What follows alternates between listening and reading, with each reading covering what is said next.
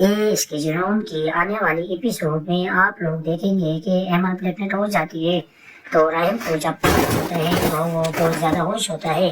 وہ اتنا ہوش ہوتا ہے کہ وہ بھول ہی نہیں سماتا. وہ کہتے ہیں کہ مجھے دنیا کی سب سے بڑی خوشی مل رہی ہے اور میں باپ بننے والا ہوں. تو دوسری طرف دیکھا جائے تو شیروز اور ماہین کو اس بات پر زور دیتے ہیں کہ تم مجھ سے شادی کرو. ہم دونوں جب شادی کر لیں گے تو ہم دونوں اپنا اپنا بدلہ لے لیں گے دونوں سے. میں اپنے بھائی سے لوں گا اور تم اپنی محبت سے، مطلب راہم سے، کیونکہ اس نے بھی تمہارے ساتھ محبت کر کے تمہیں چھوڑ دیا.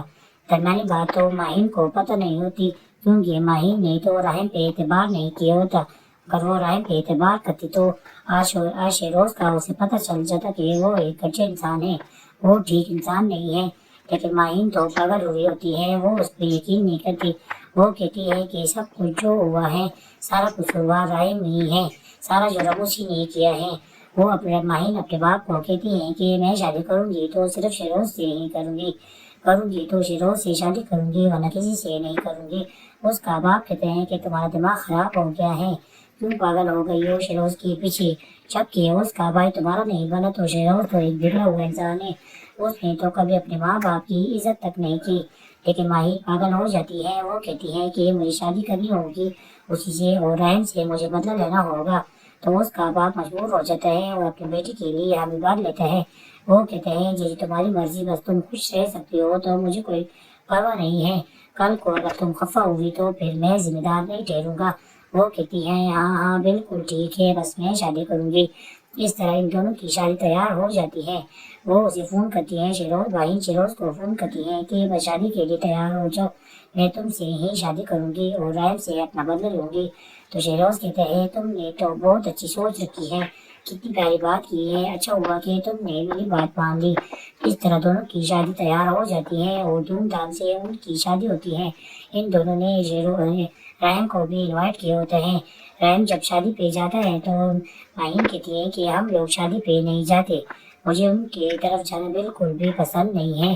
تو رحم اسے کہتا ہے کہ کیوں نہیں، میرے بھائی کی شادی ہے، جائیں گے ہم ضرور. تو شادی پہ جائیں گے اور دیکھیں گے کہ دونوں کس طرح لگتے ہیں، پیارے لگتے ہیں، دونوں کی جوڑی کیسی لگتی ہے. تو ماہین بھی اس کی تو ایمن بھی اس کی بات مان لیتی ہے، کہتی ہے ہاں چلو ٹھیک ہے. دونوں جب شادی پہ جاتے ہیں تو ماہین جب ایمن کو دیکھتی ہے تو شور شرابہ مچا دیتی ہے کہ یہ دونوں شادی پہ کیوں آئے، ان لوگوں کے ساتھ تو ہمارا ہر کچھ ختم ہے.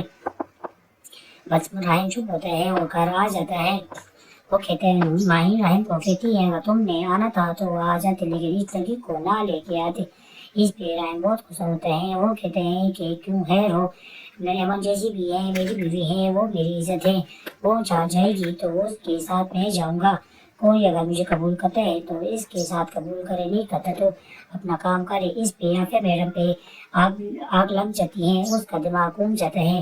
وہ رحم کے پاس آتی ہے اور کہتی ہے کہ یہاں سے چپ چاپ چلے جاؤ اور ناچا نہیں ہوگا، کیوں ہمارا سارا پروگرام خراب کر رہے ہو.